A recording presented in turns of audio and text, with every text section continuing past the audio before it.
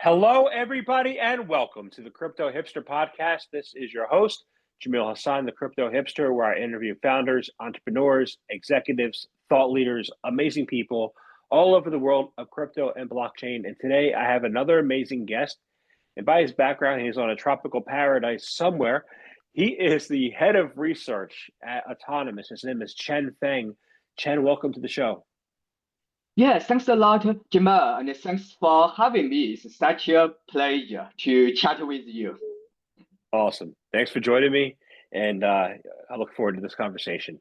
So let's kick things off. And I'll ask you first, before you arrived on Tropical Paradise, what is your background and is it a logical background for what you're doing now?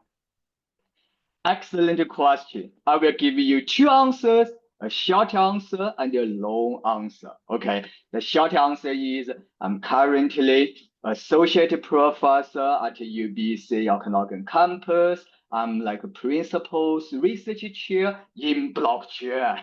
I'm also co-leading blockchain at UBC, which is like a research center focusing on interdisciplinary blockchain research, right? So with this, it looks like, it's not a surprise. I also serve as a head of research for Autonomys, right? Everything looks logic. Short version. Long version, like my PhD from University of Toronto, working on completely different things. Information theory and coding theory.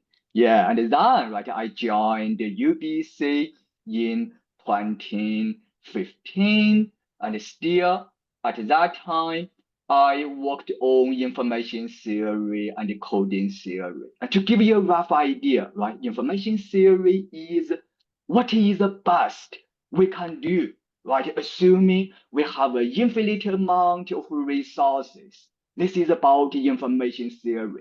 It aims to understand fundamental limit, right? For example, what is the highest speed we can communicate between two cell phones, right? If they are like hardwares are bust, right? Kind of, yeah, this is information theory. And the coding theory is, okay, now we understand the fundamental limit, right?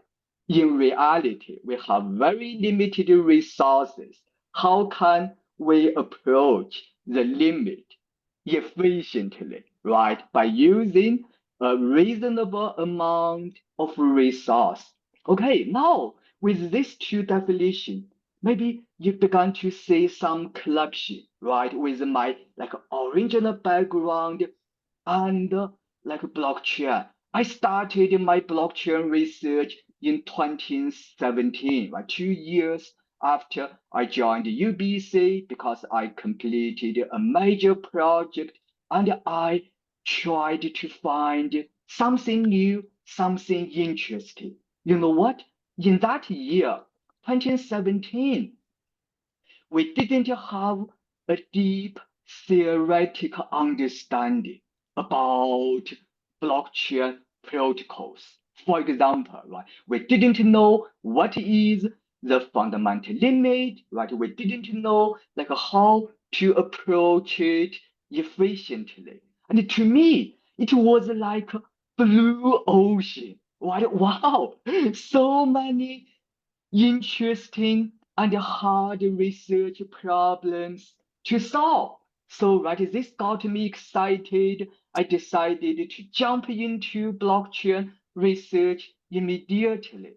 Of course, some of my friends and colleagues kind of gave me a warning, right? They said, oh, wait, Dr. Feng, you're just assistant professor, right? You need tenure. Isn't this too risky, right? What if you cannot apply ideas from information theory and coding theory to blockchain? Because before, right, before 2017, almost no researchers applied ideas from my old background to blockchain research. And then I told them, well, life is short, right? We need to do something really excites us, right? Otherwise, you will regret.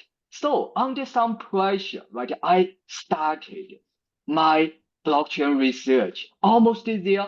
And another thing excited me even more.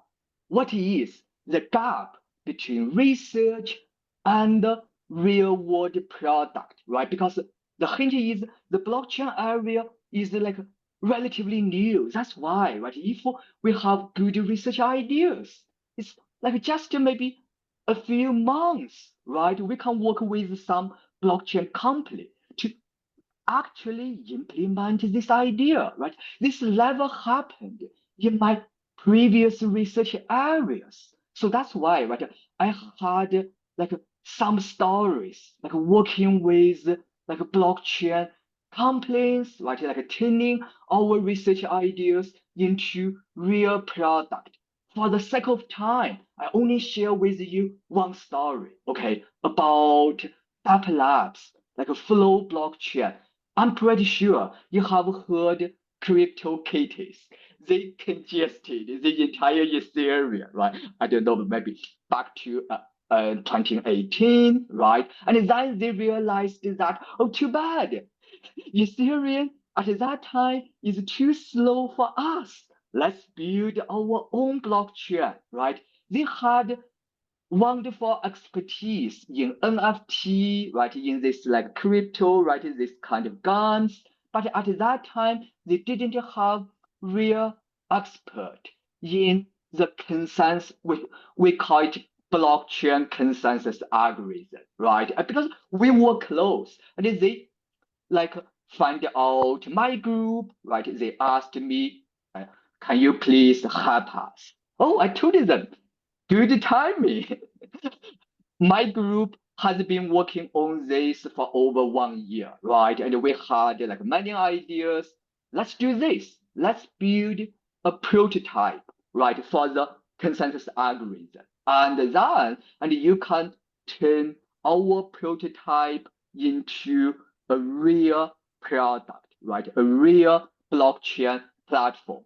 Our collaboration was wonderful. I think within several months, my group built the prototype, let all their senior engineers, right, made our prototype into the flow blockchain. And it was a huge success. I think let all the flow was evaluated at $7.5 billion, right, for several reasons, not only for flow blockchain. So as you can imagine, right, as a professor, finally, I had some real world impact, right, in my research area. And later on, I worked with several other companies. And nowadays, right, I'm kind of concentrating with Autonomys because we want to build something even more interesting. Okay, I will stop here. Yeah, sorry for this long answer. I love the long answer. I love the explanation. I remember when Crypto Kitties came out, and I was a advisor back then, and Oh, I nice. I was helping a they call it a patent troll company, a company with portfolio of not trolls, portfolio of patents. And they wanted to use a solution, and I said Crypto Kitties is perfect. I said it to the CEO, understood. I said it to their lawyer. The lawyer threw me out of the building. And I'm like, okay, you'll understand this someday. I guess today's not the day, So um, I do want to find out, what Autonomous is all about and how you're leading research efforts there to advance decentralized AI infrastructure. Very good. Yeah, like autonomous network is building the foundational layer for AI 3.0, right? I will maybe explain AI 3.0 later, right? And it's a kind of like in our terminology, right? It is like decentralized AI, right? So simply put, at autonomous, we want to support billions of AI agents. It turns out to be not easy, right? Let me just give you a few hints. Hint number one, if you want to create an infrastructure, for billions of AI agents, your security should be extremely solid, right? Security is kind of number one in the crypto space, right? So like how to create rock solid security, right? So this is kind of one major research effort, right? The second thing is about efficiency and scalability. Why? Billions of AI agents, right? That's why we need the level of efficiency and scalability which has never been seen before, right? I have a long story about this, maybe for later, right? So this is point kind of major research effort number two, right? Number three, okay, if we want to support AI agents, we better have some framework, right? That makes the deployment very easy, right? Kind of user friendly. So this is a third research effort. So to sum up, number one is about security. Number two is about efficiency and scalability, right? The last point is about agents framework and to make it easy to use. So this is a summary of three major efforts. Got it. Got it. So well, actually, the overall thing is the agents framework, right? So Yeah, you you're can you're think in this way. okay. So you're creating what's called AI 3.0, right? Mm-hmm. How does that differ from 2.0, first of all? And then what innovations are Nice. possible that we have not seen yet? Mm-hmm. Yeah, totally. Maybe even better. Let me start from 1.0, right? 1.0 kind of traditional machine learning, right? We all know that it's like even like linear regressions, like SVM, blah blah blah. 2.0 is about this modern advanced machine learning models, such as large language models, right, based on the transformer architecture, right? This is 2.0. As you can see even from the definition, it's kind of centralized, a little bit centralized, because right, there is no emphasis on decentralization at all. Okay, this brings us to AI 3.0 because we envision a world in which AI agents act as personalized co-pilots, right? Helping us to accomplish something like bigger, right? And we know, right? Now, even nowadays, some AI agents can deliver superhuman performance, right? For a certain tasks, not all the tasks. Otherwise, we already have AGI, right? The very reason we are not there yet, just for certain tasks, right? And in the future, one thing is for sure, more and more tasks, right? AI can do better than human. So now, right, the question is like how AI agents can work in harmony. The keyword is harmony, right, with humans. And right, how AI agents can collaborate with each other. Together, right, humans AI agents will accomplish something much bigger.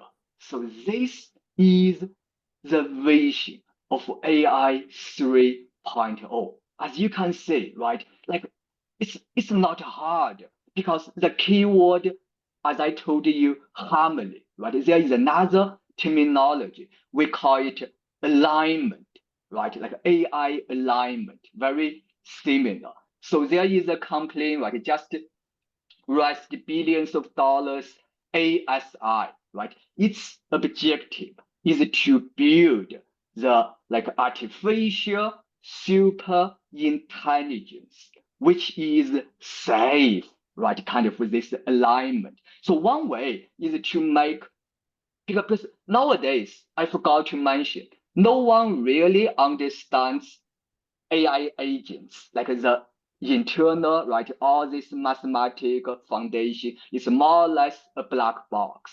Okay, so question number one, how to make this black box safe, right? This is the ASI company led by the previous CTO of OpenAI, Ilya, right? And we are doing something complementary. We are saying, okay, like now we have kind of these black boxes. Hopefully they are safe. But now, how can we make sure the interaction between, right, the black boxes and between humans and the black boxes kind of safe and in harmony, right? This is like some question, and we want to solve. As you can see, both questions are new, right? Never like happened before. Yeah. So this is kind of what keeps us busy.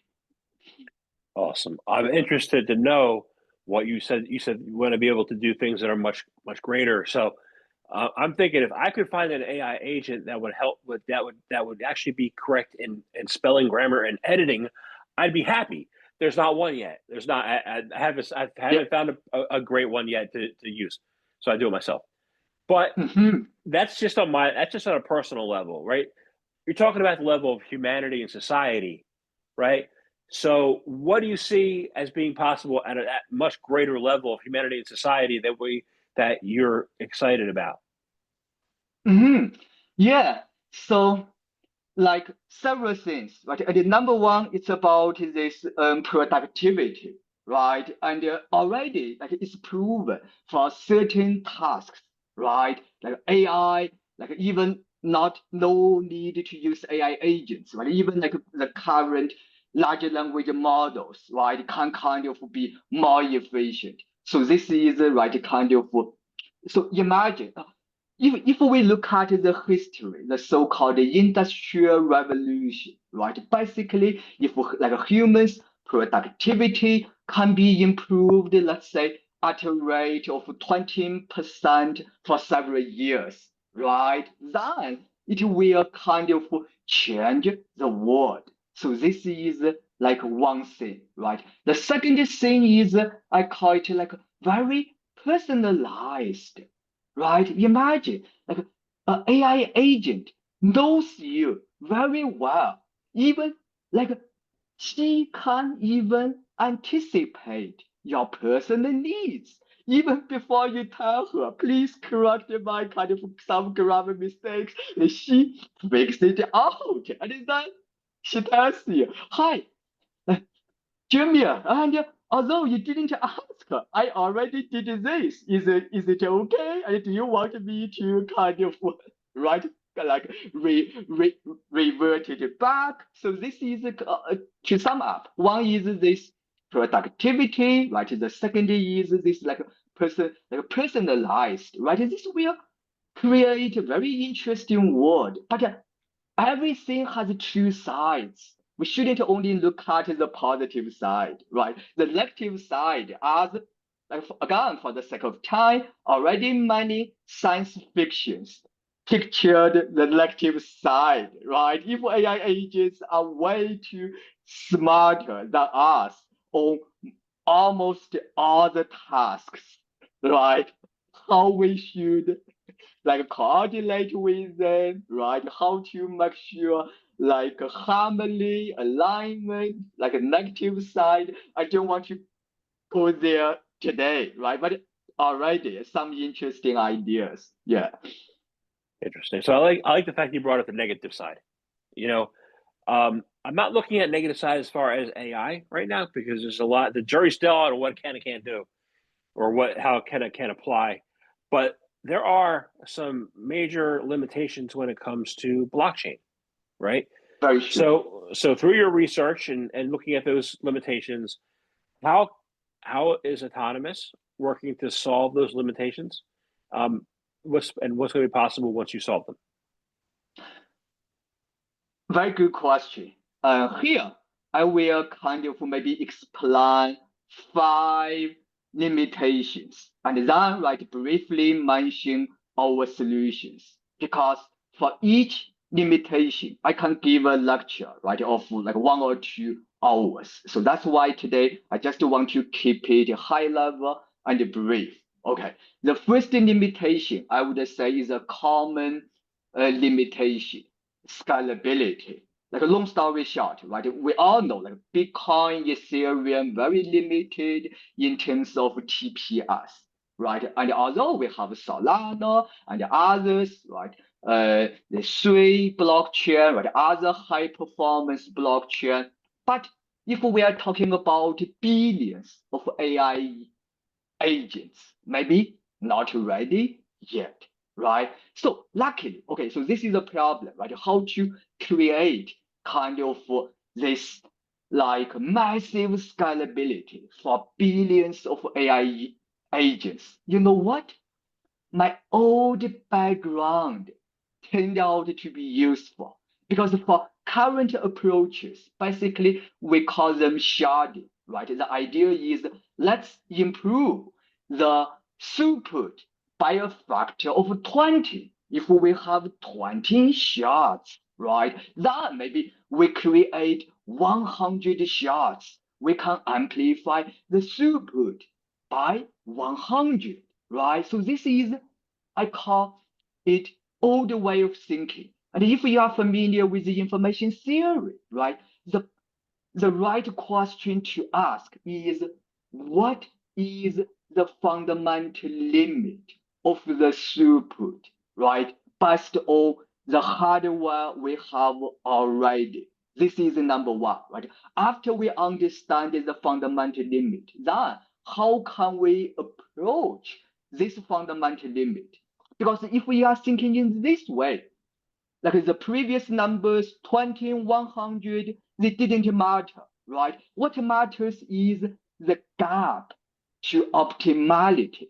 First, figure out the optimum throughput, and then tell other projects what is our gap to write this optimal throughput. And if we can do this, then we can quickly figure out how many computers we need in total in order to support billions of AI agents. You see, it's a different way. It's the opposite way of thinking the problem, right? The previous way is like a multiplication, or 10 times, 100 times better, right? Our way is more like a division.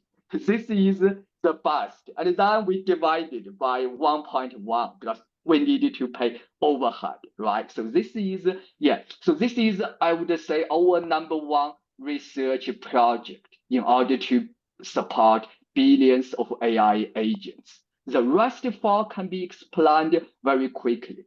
The second is about decentralization, right? And we know this is important. If finally we build an infrastructure for billions of AI agents, but it can be controlled by 5 entities. Still, right, not good. The hint is proof of work cannot go there. Even proof of stake, right, both from theory or like a practice perspective, right, this tends to lead to centralization because this stake, right, rich gets richer. So that's why we are based on proof of storage.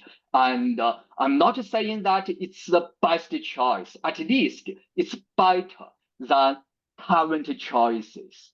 Decentralization. I can give you one hint. When it comes to computation, we have a huge hierarchy. The chips or ASIC is way more faster than CPU, right? That's why even if we combine all the CPUs in the world, still we cannot compete with the mining pools who have a lot of chips, right? Hierarchy.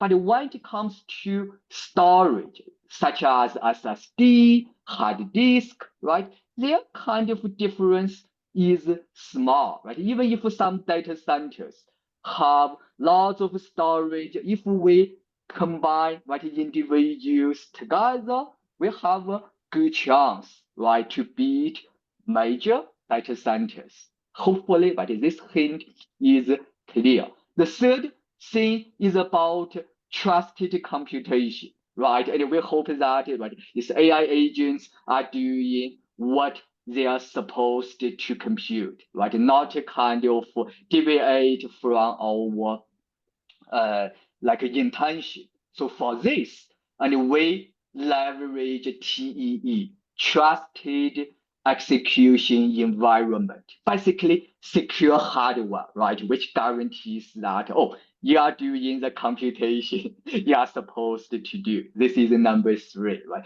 Number 4, for some use cases, we have this privacy concerns, right? And we want to make it privacy preserving. The short solution, the short solution is yes. On the one hand, we have multiple technologies such as TE, ZK, zero knowledge proof, FHE, fully homomorphic encryption. Right? We do have some choices, but the thing is, each of them has its own issues. What we are doing here, right, is to do some smart combination so that we can propose a solution like leverage, right, the advances of multiple projects. Yeah, and we have some ongoing research papers. Finally, if we want to support billions of AI agents, we need to have enough block space or on-chain storage, right? And currently, on-chain storage is expensive. If we want to store 1 gigabyte of data, only 1 gigabyte, right, on Ethereum, you do the quick calculation, over $2 billion, 2 billion, right? For Solana, 1 gigabyte of data, maybe $500,000. And we can say this is not good, right? And we really need to bring down the cost from $500,000 to maybe $10. If we can do this, right, then we have a hope to support billions of AI agents. You see, right? I quickly outlined 5 issues and with some kind of hints towards the solution. Oh, I forgot the hint for the last one, right? How can we bring down the cost so significantly, right? The hint is we are based on proof of storage, right? So that's why from first principles, we are relying on storage and to build the entire blockchain. We have the direct control over storage compared to proof of stake, right? That's why from first principles, because we have direct control and we can make the most efficient use of storage so that the cost can be very low. Wow, you're working on a lot. That's great. Yeah, it sounds, and I could see in your answers how when you first talked in the beginning, you said coding theory, and I didn't know I didn't really understand what that was, but now after you explain all that, I clearly see all of it includes coding theory and informational theory. So that's great. I was going to find out, how AI could be more accessible, but that might be another rabbit hole. But I think I want to ask about this proof of storage, right? Because a lot of people say that Bitcoin is not accessible. Bitcoin is too slow. Bitcoin can't be used anymore for transactions. But how would things work if you use proof of storage instead of what do they use today? I don't know what they use today, Lightning, to help the proof of work networks become more accessible and become faster and more scalable and transparent, and how can proof of storage supplement this proof of work? Yeah, I would just say, yeah. So number one, right, this is a wonderful technical question, right? And I just want, so just to echo your point, and people blame that, it's energy hungry, right? Because of this massive computation. Yes, and the reason now is clear because the entire security is based on computation. Computation consumes energy, right? And that's the reason, like we have like all these downsides you just mentioned, right? How can we address this issue? How can we address this issue? The question should be from like first principles.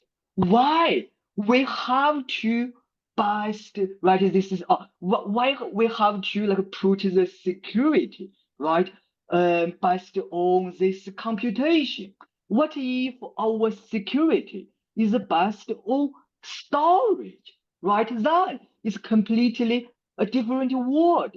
If your security is based on storage, all of a sudden you don't need to do this massive computation at all, right? The only computation you need to do is to kind of show that, oh, I have enough storage, right? If you don't trust me, ask me to compute something, right? Even if even only when I have all the data, I can compute this function. So my computation, right, can be very quick and just the computation is used to convince you I indeed have the data. You see, this is a completely like a paradigm shift, right? From like computation resource to storage resource, right? After this shift, here comes the shift itself is not hard, right? And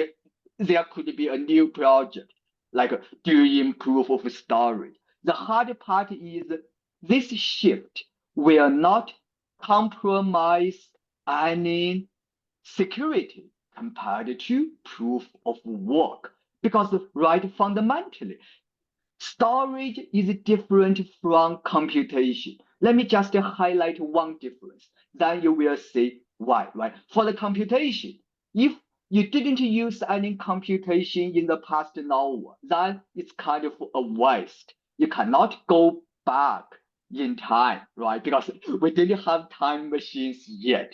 For storage, right? And you can like you could do this. You didn't use the storage for the past hour, and later on you realize, oh, maybe in the past hour, like some like the honest storage is limited, then you can pretend to go back. In other words, like in proof of storage, like it is possible to have a time machine to go back in time, right? This is too bad.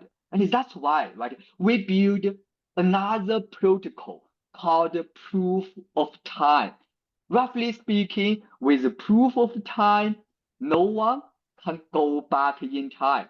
We get rid of time machines so that, right, we don't lose security. This is just one of many things we did. Now you see the entire picture, right? Although the basic idea is so easy, don't use computation resource, use storage resource instead. But, right, this shift opens so many attack surfaces. And we need to do smart things to close each and every surface. And that is like, this gives you a taste of proof of storage blockchain design. That's why, right, we have several researchers, like very like smart people, Shashank, Burak, like we are trying our best to close every door. Yeah, that's it doesn't sound technically difficult, but the difficulty is going to be in the with a shift. It's going to be the paradigm shift. Yes. Yes, that's the harder part, and old paradigms die hard. So so I have one last two questions. Actually, Mhm. one last question. I'll put it together in one. I want to thank you very much for your time today, and I'm hoping to bring you back in maybe September, October timeframe during my next season to talk about this proof of time machine. I think that would be like a very great conversation. Yeah.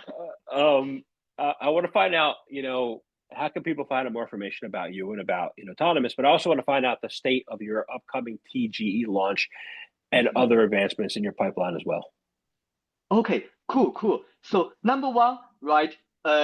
Check our website, and maybe I will share with you the link later, right? And then number two, we are so welcome to for developers and researchers, right? As you can see from our conversation today, it's ongoing, right? And we still have some exciting research directions to explore. And to me, right, for the benefit of the entire humanity, it should be a collaborative effort, right? It's not just about one company, one project. We really hope more researchers and more developers, right, could join us so that we can build something together. Right? One project cannot solve all the problems, right, for the decentralized AI and for the future of these agents, humans in harmony, right? Definitely. And we need, right, this kind of community effort. To me, this is the best way leading to innovations. If we have some platform which facilitates this open innovation, right? And by the way, blockchain is a good platform. Why? It has the so-called fair compensation. Think in this way. If you kind of fine-tuned some open source model and deploy your model or agent on a blockchain platform, right? And then all these usages can be tracked so that you can be rewarded based on how many people are using you, right? And what kind of are your contributions? So this is no longer a black box. So that's why, right? Decentralized AI, to me, the beauty is open innovation. Now, back to the second part of your question, right? Kind of what is our current state? As you already say, we are very scientific and serious, right? Because this security, everything. So we apply the same style to our TGE. I just want to mention two things, right? Number one, we partnered with Token Soft to make sure, right, our TGE is fair and compliant, right? And we don't want to sacrifice anything. We want to make it fair and compliant. So almost done, right? This is number one. And number two, previously we planned to launch our mainnet phase 2 in Q1, which means end of March, right? Why we didn't? Because this rocket solid security, right? Roughly speaking, after we have our design, we need some auditing company to do this deep checking, testing. So right now we are waiting for our auditing results. But the good news is all this is open source in our GitHub. Right, everyone can verify. Oh, what is the current status of auditing? Right, how many issues are still pending? Right, how many are finished? And people can see the progress in real time. Again, this is the beauty of Web3. So transparent, and everyone can check, everyone can verify. Yeah. So to sum up, right, our TGE from with token soft should be compliant, right, kind of fair, everything. From the legal side should be very solid. Then on the technical side, we need this auditing. The entire progress is completely transparent. Once the auditing is finished, maybe we will do the last we call it a stress test, right? We need to simulate the worst case scenario. Then the first two will be launched. Yeah. So now I guess like you can see, right, the kind of picture of where we are. Thanks Awesome. again for having me. Yeah, it's quite a pleasure to chat with you. Awesome. Thank you very, very much for your time today.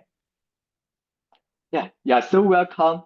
Yeah, have a wonderful day. Talk to you next time.